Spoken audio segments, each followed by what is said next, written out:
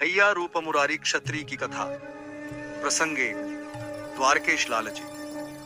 धर्मनंदनी, आज मैं तुम्हें गुसाई जी के सेवक भैया रूप मुरारी की कथा कहता हूँ। यह प्रसंग बड़ा ही अद्भुत है। सुनकर मन प्रभु के चरणों में बंध जाता है। धर्मनंदनी जी, जय जय, मैं पूरी श्रद्धा से सुन रही हूँ। द्वारकेश लाल जी, तो सुनो।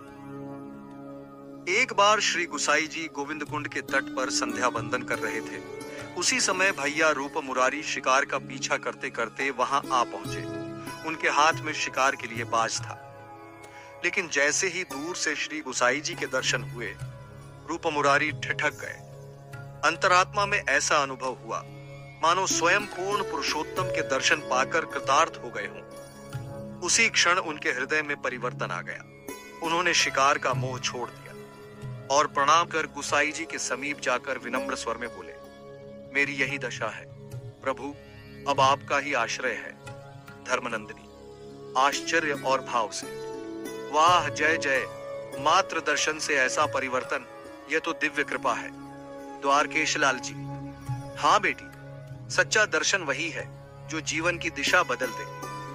गुसाई जी ने प्रेम भरे वचनों से उत्तर दिया, जब जागो तब सवेरा जाग जाता होता है। यह वचन सुनकर रूप मुरारी हाथ जोड़कर स्थिर खड़े हो गए। फिर गुसाई जी ने उन्हें स्नान करने भेजा।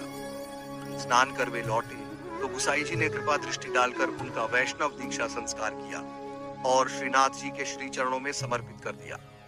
उसके बाद महाप्रसाद की पात्र करवाई और रूप मुरारी ने हर्ष व श्रद्धा से महाप्रसाद ग्रहण किया। धर्मनंदनी जय जय, जब कृपा बरसती है तो मन कहाँ ठहर पाता है। पर क्या उन्हें अपने पुराने कर्म याद नहीं आते थे? द्वारकेश लाल जी, बिल्कुल आते थे बेटी।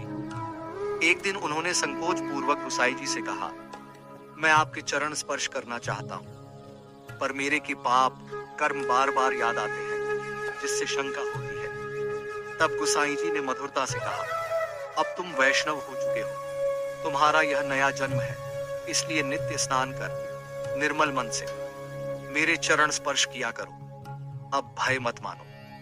धर्मनंदनी आंखें नम कर गदगद स्वर में, जय जय श्री, यह तो प्रभु की असीम दया है। जिसने एक बार शरण ली, उसके बीते हुए सब दोष मिट जाते हैं। द्वारकेश लाल जी, सही कहा बेटी। यही कारण है कि भैया रूप मुरारी जैसे क्षत्रिय केवल दर्शन मात्र से प्रभु सेवा में तल्लीन हो गए और आज तक कृपा पात्र कहलाते हैं।